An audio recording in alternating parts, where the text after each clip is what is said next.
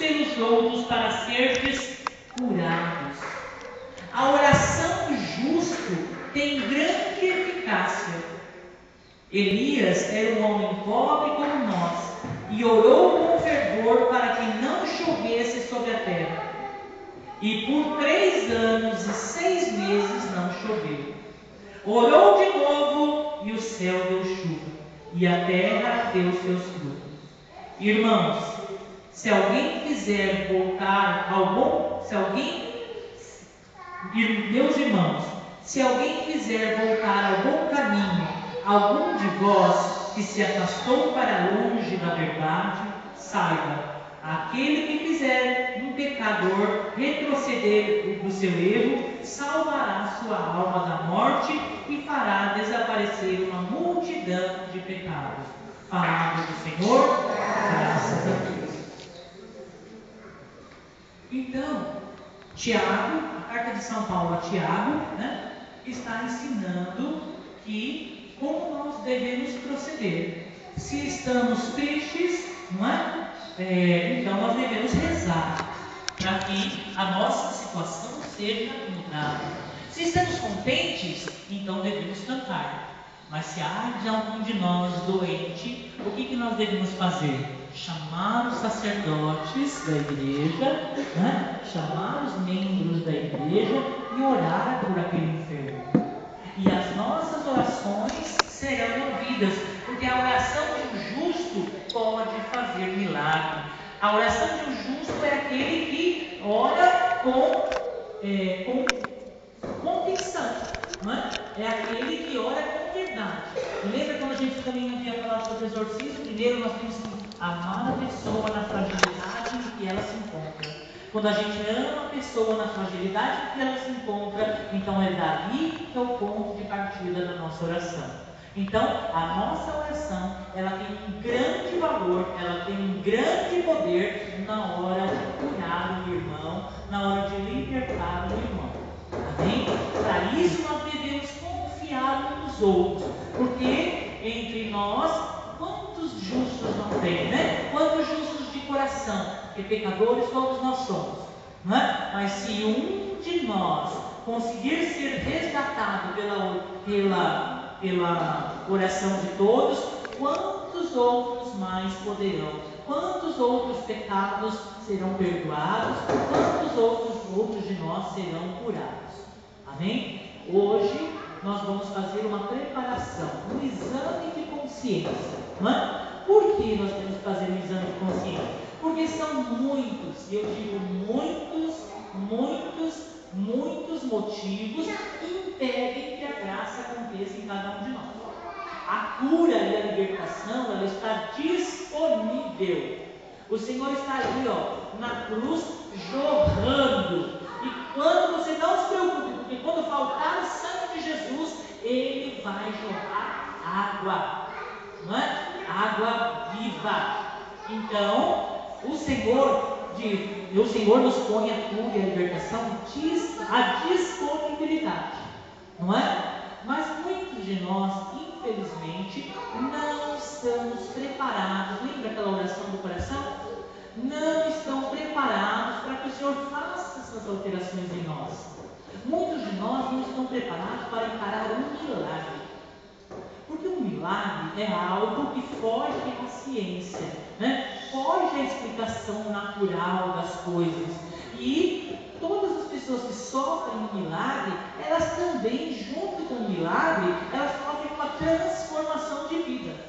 E nós não queremos, nós humanos, nós egoístas, egocêntricos, nós não queremos nos libertar daquele pouquinho que a gente acha que tem posse, Mas no momento de uma cura, e principalmente no momento de um milagre, aqueles que pedem um milagre, nós temos que estar preparados para uma transformação de dentro para fora, nos transfigurar, como Jesus fez na transfiguração lá, que mudou. Aí os apóstolos que estavam próximos viram como Jesus realmente é. E nós temos que fazer isso. Aquele nosso verdadeiramente, o eu nosso verdadeiro, vai ter que aflorar. né? Esse eu celestial, né? E eu selecionei 20 questões para que a gente pudesse hoje somente ouvir e refletir, ir para casa, não é? Saborear o que for dito hoje, não é? Não estou aqui para acusar ninguém, longe de mim, porque antes de falar, eu já chorei as minhas lágrimas ali, não é? Senhor, eu sei por que muitas das tuas bênçãos não acontecem na minha vida, porque eu estava enroscado entre essas questões que nós vamos ver, tá bom? Então, eu não estou aqui para jogar pedra no telhado de ninguém, mas estou aqui como um irmão para orar por todos nós. Vocês orarem por mim e eu orar contigo, né? Para que a gente consiga alcançar de Deus bênçãos, graças, né? Alcançar curas, libertações, sinais em nossas vidas e milagres. Porque nós não pedimos milagres, nós pedimos a graça do dia a dia, né? A graça de o olho chegar no horário, eu não atrasar no serviço, né? Eu chegar em casa e está tudo bem. São as graças do dia a dia. Mas o milagre, quem não precisa de um milagre aqui? Eu sou o primeiro da lista. Eu estou na fila. Senhor, eu quero um milagre, né? E nós temos que começar a refletir sobre as questões que nós vamos falar agora, né? Para que o nosso coração comece a pensar, né? Então, por que isso não acontece comigo? Por que está escrito na palavra e não acontece comigo, né? Eu selecionei só 20 porque eu achei que era muito para um dia só, né? Mais do que isso não ia dar, porque eu não aplicaria. Primeiro, né? O que nos impede então desta cura divina? O que nos impede deste milagre ser realizado em nossa vida? Primeiro, os pecados, os erros e faltas que não nos arrependemos, não confessamos e não pedimos perdão. Então, os nossos erros, os nossos pecados são o primeiro impedimento para que você alcance uma cura, para que você alcance um milagre, para que essa transformação aconteça. Tem pecadinhos meus que eu guardo no meu coração, eu não confesso, não me arrependo, não dou um braço a torcer. E essa é a primeira pedra de tropeço quando eu preciso das graças, eu preciso das bênçãos de Deus e eu não consigo alcançar. Então, que o Senhor, né, aconteça em nós, durante esta semana, aconteça em nós este arrependimento. E o exame de consciência, gente, não é no estalo, né? Não é de um dia para outro. Você tem que estar se preparando. Não é? É como fazer um aborto. É mesmo, porque você vai ter que pegar aquilo que você conviveu a vida inteira e esforços, né? E arrancar de você. Não acontece de um dia para o outro. Não é? Eu não acredito muito naquilo que, eu não fiz exame, já vou correr. Vou correr e entro na fila. Eu não fiz um exame de consciência.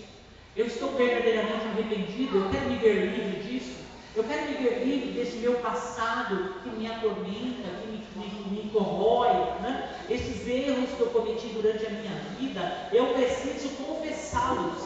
Mas para confessá-los e me ver livres dele, eu preciso passar pelo processo do arrependimento. Se eu prejudiquei alguém, eu tenho que consertar. E se eu não consigo mais, não tenho acesso àquela pessoa, o que eu posso fazer? Obras de caridade, obras de piedade. Para que eu possa o quê? Já que eu não posso mais consertar a minha direção que eu fiz com a Isa, eu posso ajudar uma outra pessoa necessitada, né? Em expiação aquilo que aconteceu no passado, alguma coisa que eu trago, né? Na lembrança. Palavras que nós ouvimos atravessado, ou que nós falamos, ou feriu as pessoas. Hoje não tem como voltar atrás, né? Não tem como voltar atrás, mas tem sim como consertar, né? Começando pelo nosso arrependimento. Eu me arrependi, logo eu posso me confessar. Nós temos um tempo, nós vamos ter 15 dias que você vai poder procurar o padre, né? Porque às vezes a gente não tem padre assim nos dias de hoje, né? A gente não tem padre de uma hora para outra. Tem horários, né? Você possa fazer o seu exame de consciência e procurar o seu padre, né? Procurar e se confessar. Ai, mas eu não gosto de me confessar com o padre. Olha, hoje você está na glória. Você está na glória, porque você tem que procurar o padre para se confessar. Porque no tempo da Bíblia, eu tinha que pegar o microfone aqui e falar os meus pecados para todos vocês. Eu tinha que falar em público, né? O que eu estava verdadeiramente arrependido. E hoje não, eu preciso procurar uma pessoa, eu preciso procurar o sacerdote. E quando você for procurar o sacerdote, Deus é tão bom que, de acordo com o seu processo de arrependimento lá, Deus prepara o padre para ouvir a bomba que às vezes a gente tem para falar. Mas não tenha medo de cavocar no seu coração lembrancinhas lá do passado que você não gostou, que deixou nos seus erros do passado, que você não admite. Procura e escreva. Pega um caderninho, né? E ninguém vai encontrar esse caderninho, né? Pega o caderninho, escreva. Eu sempre fiz esse exercício no início, quando ia me confessar. Né? Escreva os seus pecados, para que a gente não esqueça nada. Pecado confessado é pecado perdoado. E aí essa primeira etapa está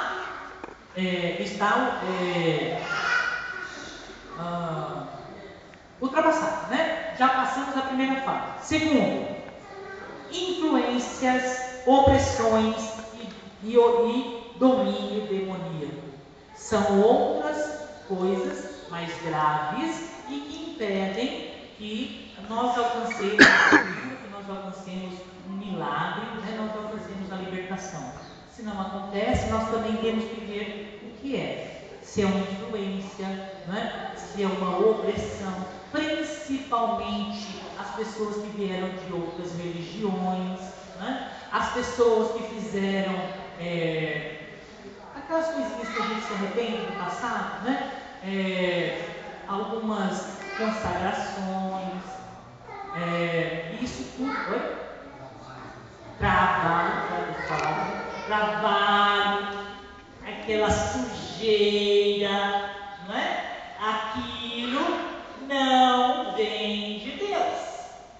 Aquilo deixa em nós marcas desagradáveis. Eu ia falar cheirosa, né? Deixa marcas desagradáveis, né? E foi aquelas pessoas muitas vezes, né? Aquilo que a gente diz que ouve vozes, né? Você é sujeito à depressão. Então tudo isso é algo que impede que a gente receba a graça, não é? E a gente tem que dizer, eu não quero mais isso para a minha vida, não é? Nós temos que renunciar ao mal, não é? Eu renuncio, diga a você mesmo, diga-me para você, eu renuncio ao mal e às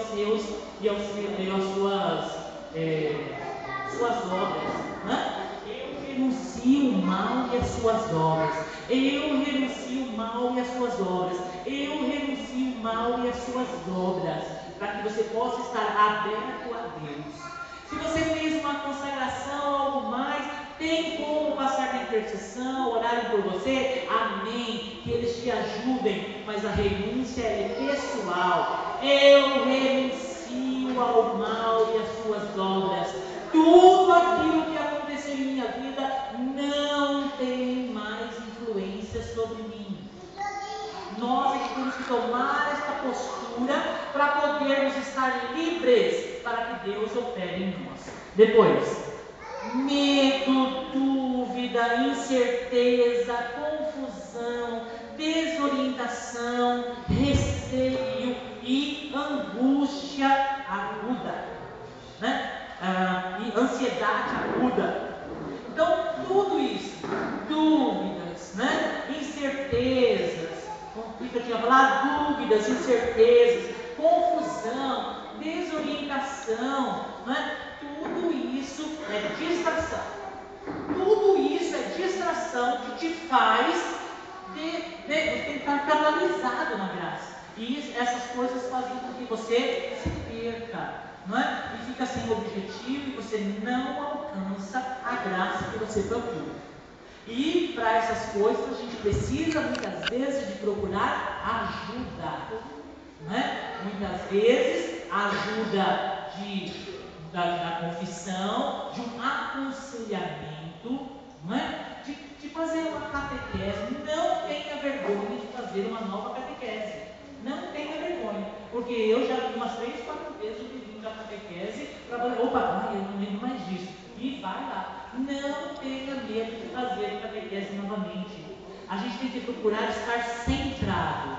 Qualquer dúvida deve ser esclarecida. Agora, aquela dúvida que vem, mas isso, mas isso aqui, isso acontece, as incertezas, as indecisões, isso não tem cura que haja nessa pessoa. Por quê? Ela não vai perceber a ação de Deus ao seu redor. E muitas vezes, para que nós vamos dizer assim, calibrar o nosso caminho e encontrar o foco, né? Nós precisamos de ajuda. Muitas vezes nós não conseguimos sozinhos. Nós precisamos de um irmão, nós precisamos de um orientador, né? Nós precisamos de um guia espiritual, né? Um padre, alguém consagrado, que possa nos dar uma orientação espiritual. Certo? Então, se este é o seu caso, nós temos que tomar esta postura de buscar uma orientação, né? Muitas vezes você não consegue achar o caminho sozinho, alguém tem que te guiar, né? E quando a gente se põe aos cuidados de alguém, a gente que faz? Confia, né? Confia naquela pessoa, porque ela vai ser a ação de Deus na sua vida, para poder te guiar até que os caminhos fiquem mais claros, né? Fiquem mais certos. Tudo bem? Estamos entendendo? Os insucessos no passado que debilitam a fé de hoje. Uma coisa que impede a graça, impede o que a gente receba esta cura, é o nosso passado. Ou historinha de vida complicada, né? A nossa história de vida interfere na nossa fé hoje. Então, nós temos muitas vezes que não fechar as gavetas do passado, mas ter que mexer naquelas folhinhas do passado, nas lembranças, né? nas vivências do passado, para resolvê-las, porque elas influenciam na fé que você tem hoje. E isso também impede que você alcance a graça, alcance esse homem novo, alcance esse coração novo. Não é? Então, o nosso passado influencia diretamente na nossa fé. Então, nós temos que resolver essas questões do passado. A nossa história tem que ser colocada em pratos limpos, tem que ser consertada. Não adianta cobrir a ferida assim com a poeirinha, não, porque ela vai infeccionar. Ela está aberta, ela tem que ser sanada. Não adianta querer dar um passo lá na frente e a minha história de vida ainda não foi passada. Não é? Porque quando nós temos uma experiência com o Espírito Santo, o que o Espírito Santo faz? Primeira coisa, nos dá o dom da ciência, os nossos olhos se abrem e você começa a olhar para a sua vida e fazer assim: meu Deus, isso não cabe mais aqui. Eu não quero mais isso para mim. O que eu estou fazendo? Estou passando a limpo o meu passado. Quando a gente tem reclusão do Espírito, a próxima confissão que a gente tem logo em seguida é a melhor. É aquela que a gente vomita tudo o que tem de ruim. Não é? E o nosso passado tem que ser passado a limpo. Nós não temos que ter medo, o medo vai aparecer daqui a pouquinho. Não podemos ter medo de cavocar lá o nosso passado para colocá-lo a pano limpo. Né? Outra coisa que nos impede, sabia? Que é o povo, a multidão, a maioria, né? A maioria faz isso, né? Os amigos do mundo, a moda, as manias, os que os outros vão dizer, né? As atitudes das pessoas nossa cura. Então, as pessoas que estão ao nosso redor, elas também podem atrapalhar no processo de cura. Ai, o que elas vão dizer? Né? Ah, mas a maioria não fez isso. Ai, a maioria, quando vai orar, o Espírito Santo se joga no chão, né? Se estremeia, se balbucia.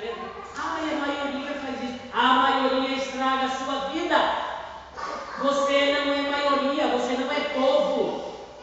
E existem pessoas na sua vida, abra os seus olhos, existem pessoas na sua vida que não te querem bem, não vão te levar para um lugar. Elas são má influência, elas não fazem a vontade de Deus, logo você também vai junto e não vai fazer a vontade de Deus. Então a maioria, o grupo, também pode prejudicar. Quanto prejudicou a minha caminhada? Porque eu não admiti esse negócio de repousar no chão. Eu não conseguia, não era inconcebível para mim aceitar isso. Né? Então, primeiro, aí a pessoa me orientou e falou, mas para quem disse para você que repouso no Espírito Santo é só dessa forma? O repouso pode acontecer de muitas outras formas. Né? E o meu foi em fé, foi cantando, foi louvando, foi dançando a Deus. Né? Foi tão mais suave. Não precisei seguir a maioria, não precisei seguir aquilo que dizem assim, faz assim.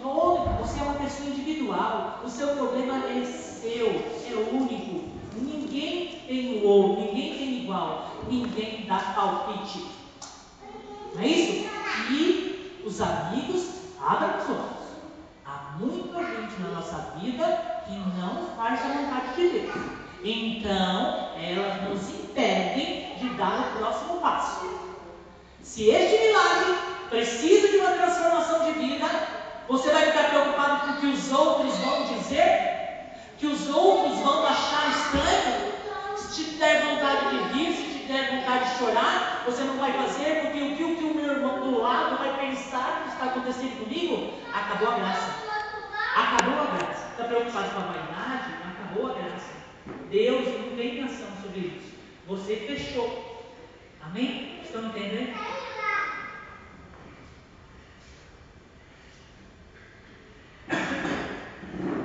Os ensinos antibíblicos, as doutrinas dos homens, a tradição dos homens e as crenças demoníacas.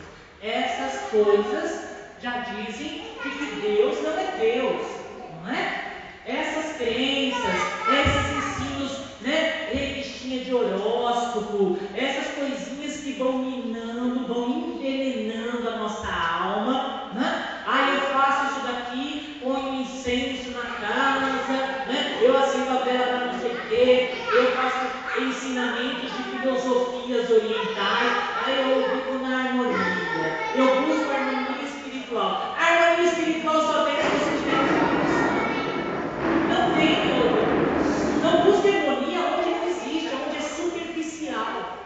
Essas leituras que nós fazemos, né? Essas pessoas que muitas vezes vêm pregar o próprio Evangelho, né?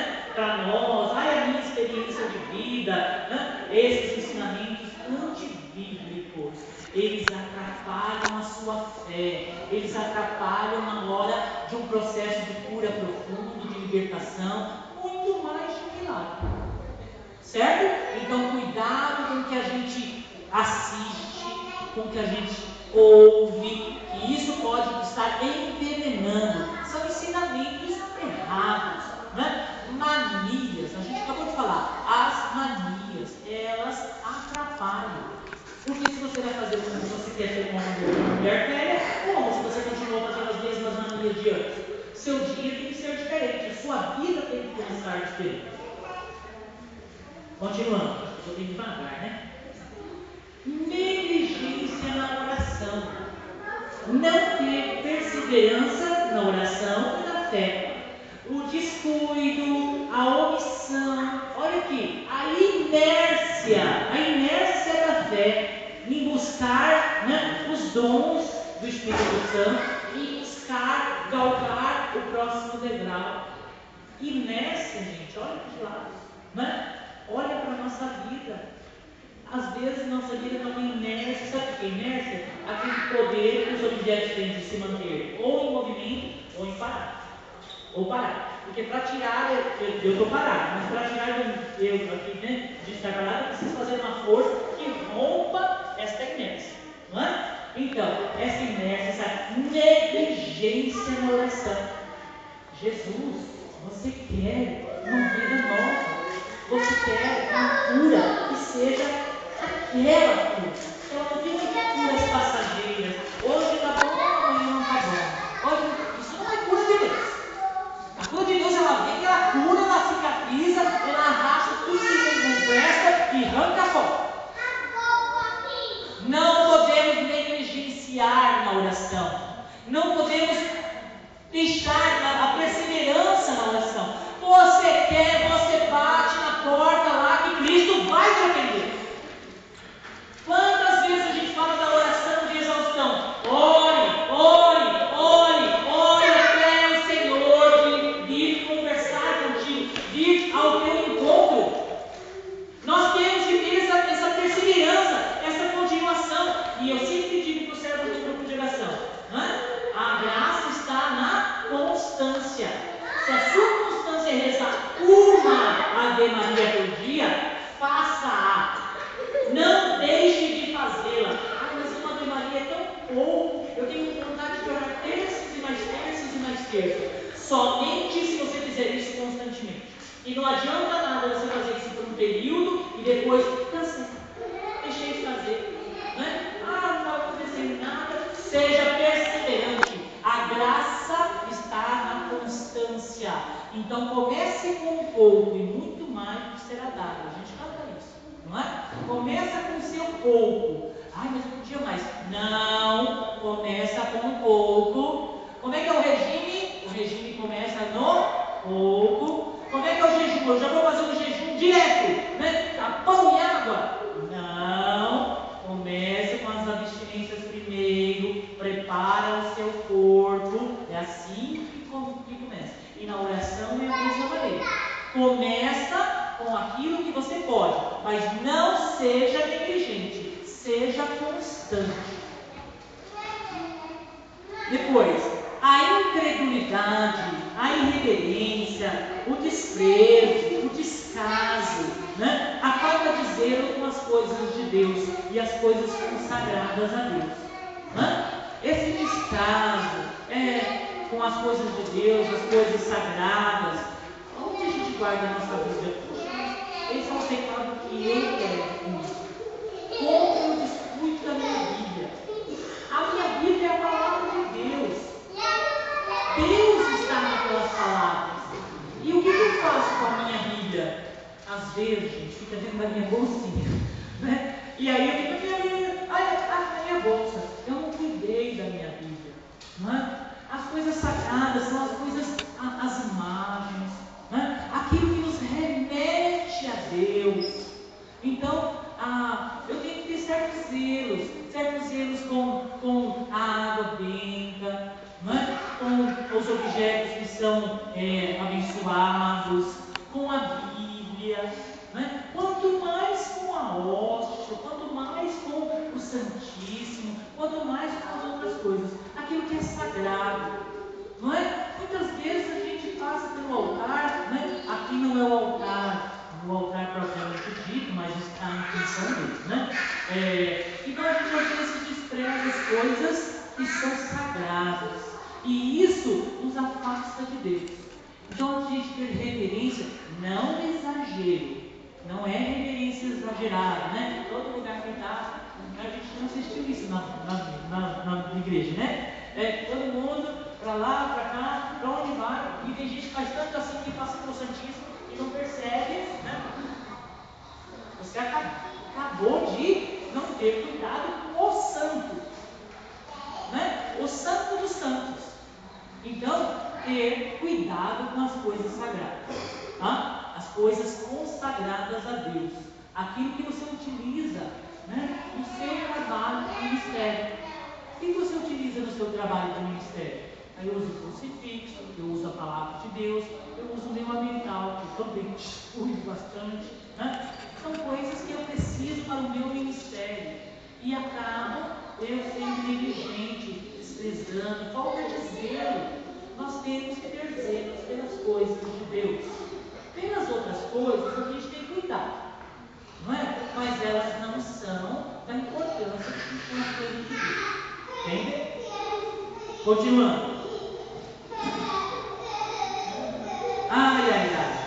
Se envergonhar de Jesus e da sua palavra, né? Todos nós passamos por esta fase, né? Daqueles que a gente ainda está em período de conversão, então a gente quase entra na igreja escondido, os nossos amigos da rua, né? Os nossos irmãos, às vezes, do nosso trabalho, e isso a gente tem vergonha de Deus, vergonha de Jesus, vergonha da palavra de Deus, né? Vergonha de muitas vezes dizer, não é desta maneira não, né? Isso que você está dizendo aí não é. Outro dia eu fiquei indignado quando eu vi na MTV o homem fazer uma brincadeira lá, né? Fazer uma brincadeira e dizer assim, isso daí, qual aquela historinha de que Deus existe? Olha só como foi, né? A blasfêmia, mas não que nós vamos passar. Então, no meio da piadinha, que era engraçada mesmo, ele colocou um conceito que foi uma blasfêmia. Não é? E quando essa mensagem entra no ouvido dos nossos filhos? Não é? Que ele vai repetir a mensagem, vai repetir a piadinha que é engraçada e vai colocar o mesmo comentário que ele fez. Não é? Essas coisas nos afastam da graça de Deus. Essas coisas nos põem a quilômetros de distância da graça de Deus. Então, próximo é a blasfêmia, né? Muitas coisas que nós cristãos, católicos, praticantes fazemos são blasfêmias. Muitas vezes, quando a gente fala demais, né? Fala o que Jesus não falou. E aí o que a gente está fazendo? A gente está blasfemando. A gente está colocando palavras na boca de Jesus que na verdade ele não disse nada. Muito cuidado com este pecado, porque ele é muito grave. Muitas vezes nós produzimos palavras porque tem que falar. E você vai procurar no canal, né, para aqueles canais de número mais avançado da sua televisão, que você vai ter gente fabricando palavras que Jesus disse, que Jesus falou, e blasfêmias em cima de blasfêmias, né? Enquanto você acha que ele está elogiando Cristo, ele está defamando Jesus. Ele está colocando Jesus, em vez de atrair as pessoas para Jesus, ele está, sai fora, longe dele, não é? Então, cuidado com as nossas atitudes. Próximo.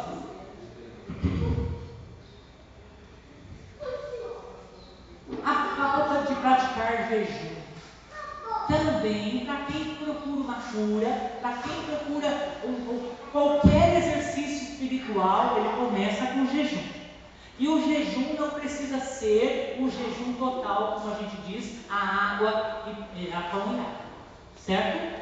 Existe um livrinho baratinho, né, que chama Práticas de Jejum, e muitos outros, que explica desde um jejum mais leve, né, uma abstinência, ou seja, deixar de tomar o seu refrigerante, ou comer a sobremesa depois da sua refeição, né, de comer aquelas besteirinhas, que isso é saúde. Jejum é saúde do corpo. O corpo precisa ser purificado, não é?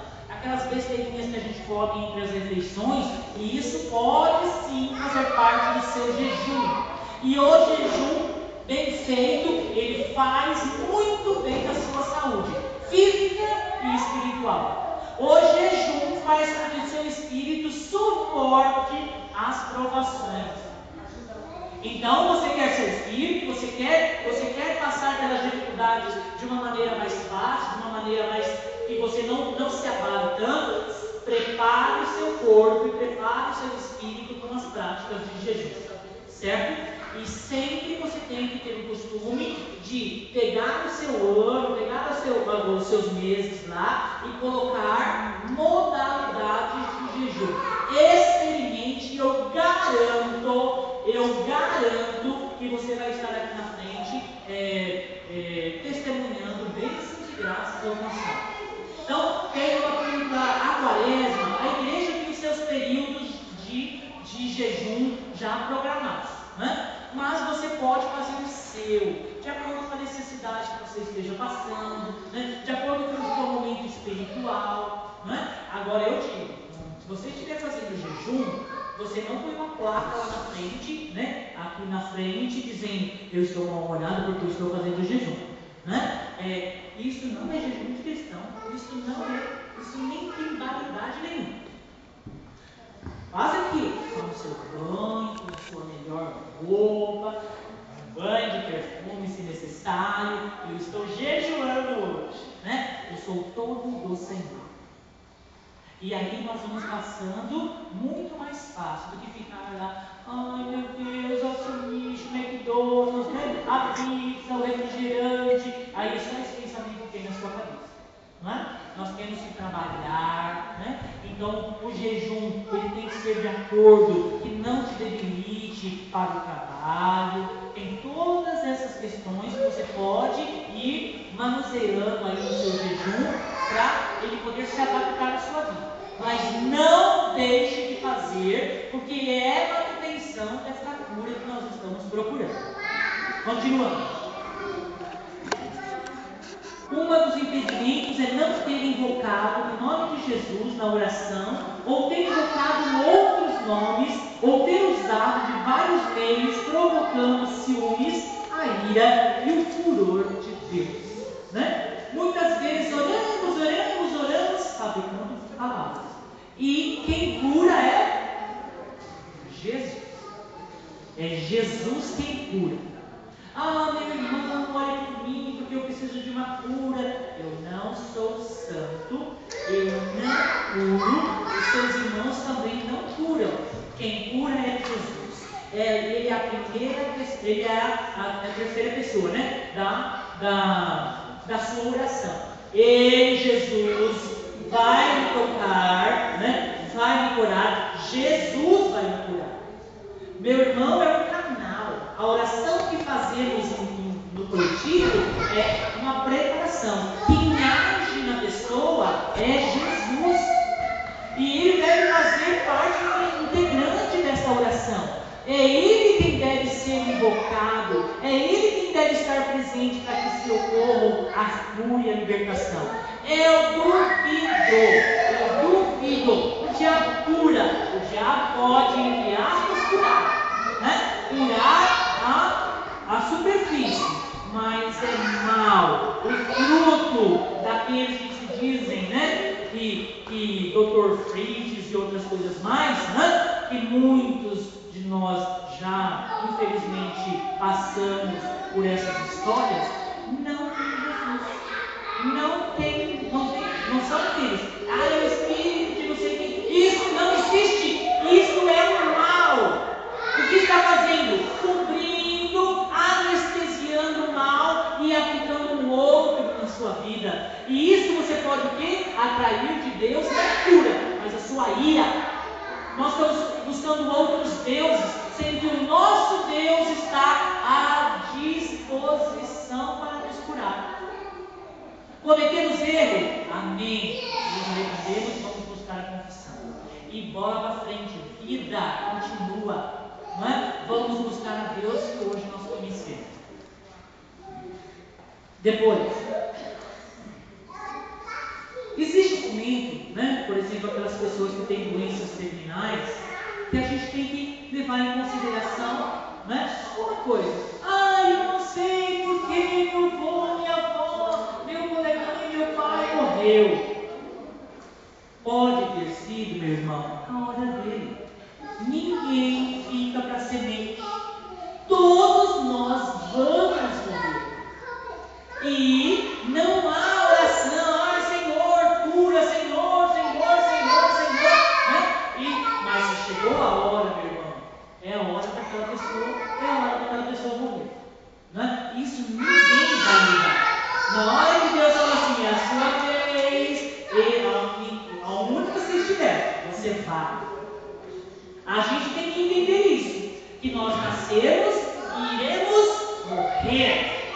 E não é Deus o culpado disso, não. Não é? Não é Deus.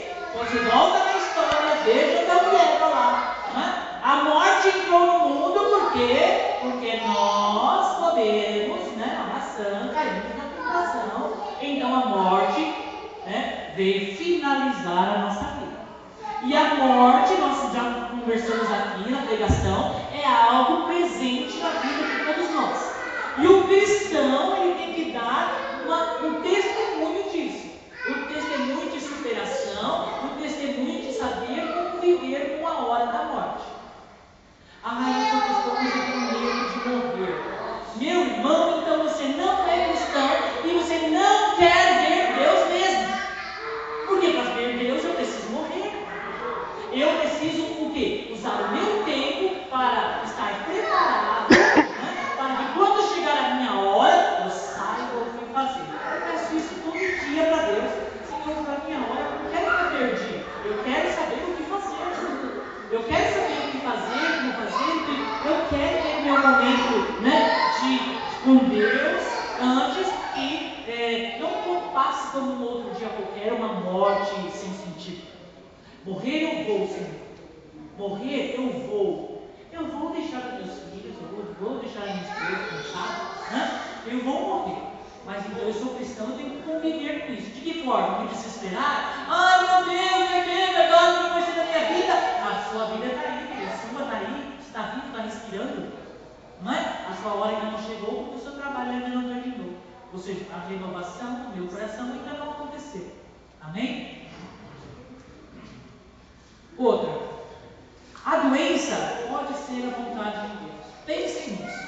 Pensem nisso. A doença pode ser a vontade de Deus. Pode ser uma praga, pode ser um castigo, ou pode ser uma maldição divina. Existe isso, gente. Por quê? Porque nós buscamos. Você conhece muitas. Fala bem algo português, né, Beto? Você conhece muitos dessas pessoas que mexem, né, com essas sujeiras, né, que são bem-sucedidas, que vivem felizes, por um curto período de tempo. Eu falo que é uma droga, né? Porque quem trabalha com droga tem uma vida curta, né? Uma vida agitada, porém curta. Vai acabar rapidinho e antes da nossa. Não é? Por quê? O fruto é mau. E as pessoas, muitas vezes, elas morrem com doenças horríveis. Por quê? Porque são abominações, fizeram as abominações a Deus, né? Que Deus abomina aquelas ações. E a pessoa o quê? Ela buscou aquele estado de doença, aquele estado, né, espiritual. Então isso, muitas vezes, não adianta você ficar lá, Senhor, cura. A pessoa não se arrependeu. Não é?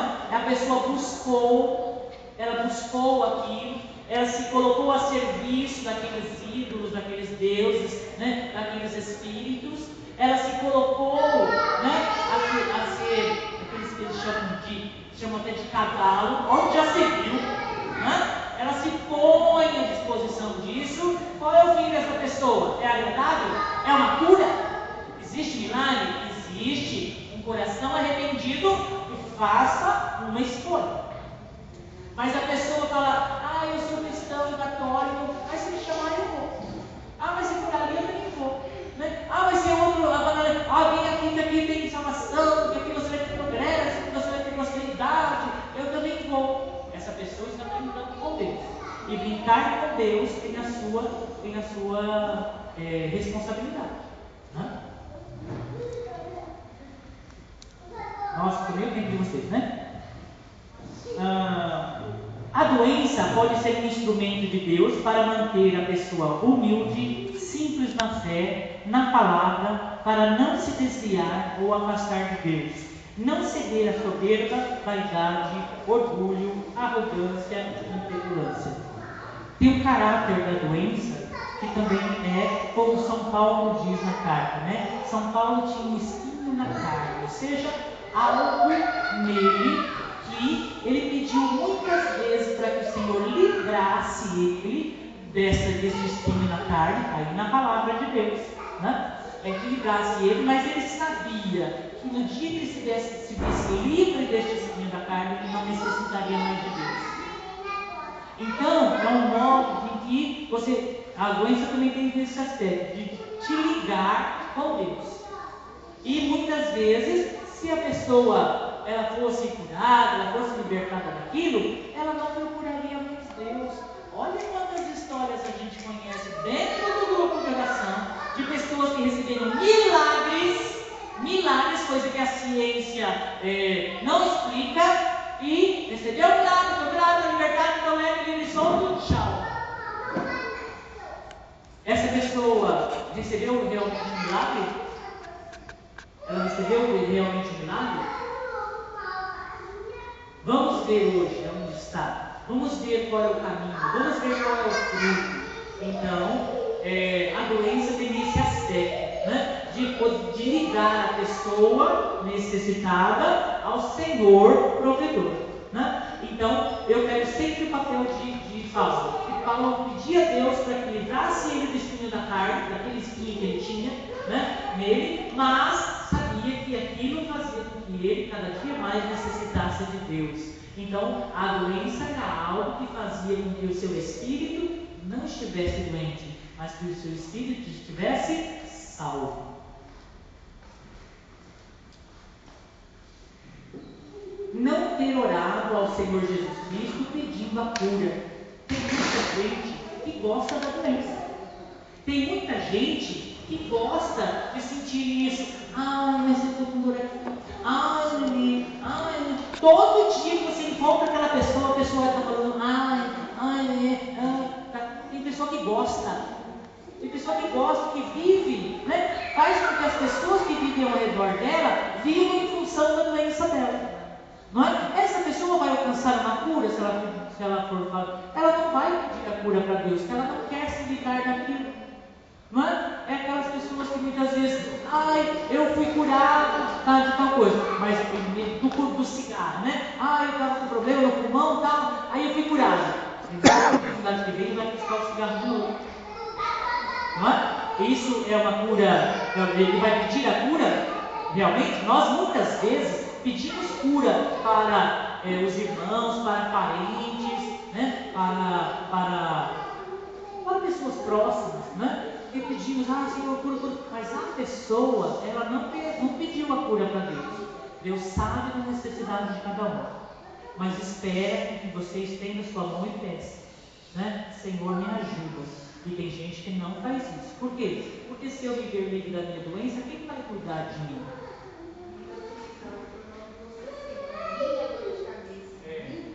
Calma, Paulo ainda profetiza, né? Continuando, estou terminando, tá? Finalidades escusas e pecaminosas após a bênção. Ou seja, Deus não dá asas à cobra, certo? A oração, a devoção não é sincera, é uma fé fingida, né? Então, tem muita gente que tem a gente tem que buscar dentro de nós mesmos, né? Às vezes eu quero uma cura, né? Que o Senhor me cure de tal coisa, mas a minha mente aqui, já está, olha, se eu for curado disso, eu vou fazer isso, eu vou fazer aquilo, eu vou fazer aquilo. Se são os motivos escusos, né? Pecaminosos. Aí fala assim, olha, Deus não me dá dinheiro não, né?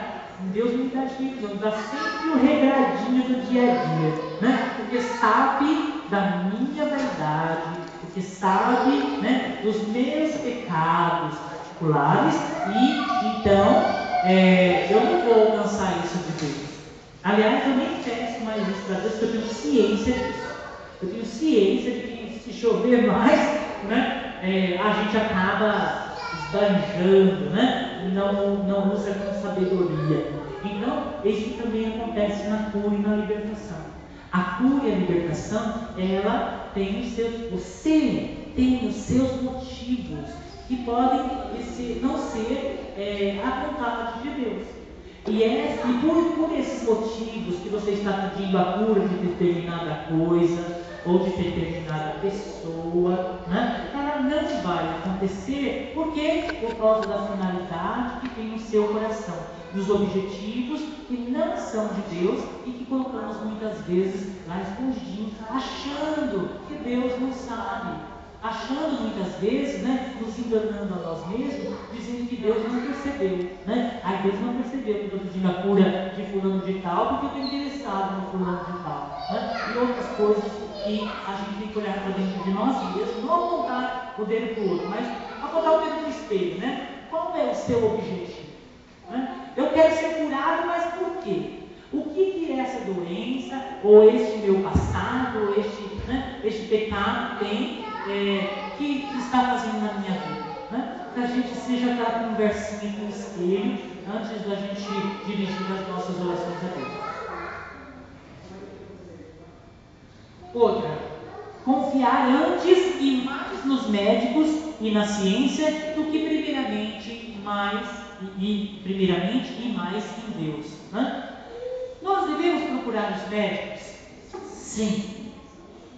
Mas nós devemos também o quê? Nos preparar, né? Preparar o quê? Um médico maior. Não deixar de cuidar do nosso espírito, não deixar de procurar Deus na sua intimidade apenas na hora em que a ciência desenganou. Essa muitas vezes é o empecilho que a pessoa tem para receber a graça. Ela nunca procurou Deus. Ela nunca procurou Deus para nada.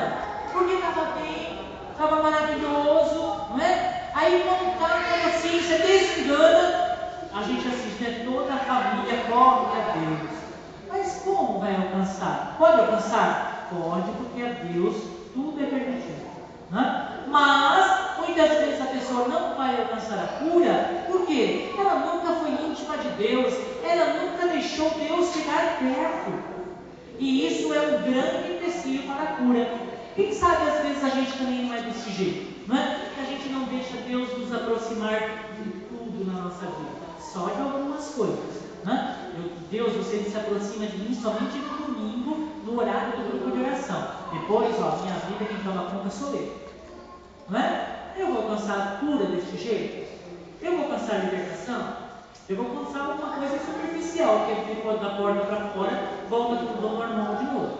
Para terminar, vamos lá? Ter objetos abomináveis por Deus, tais como os livros, amuletos, né? Livros. Vamos falar da poluição da nossa casa?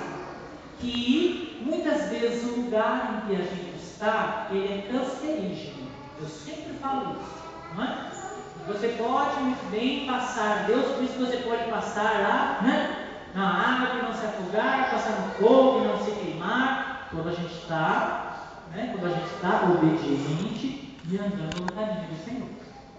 Mas, eu posso ir para a balada com as drogas rodando solto, porque eu estou imune a isso? Não, meu irmão, você está cometendo um grave erro. Nós temos que, ungidos do Espírito Santo, temos os nossos olhos abertos para a faxina começar em nós. A faxina tem que começar em nós.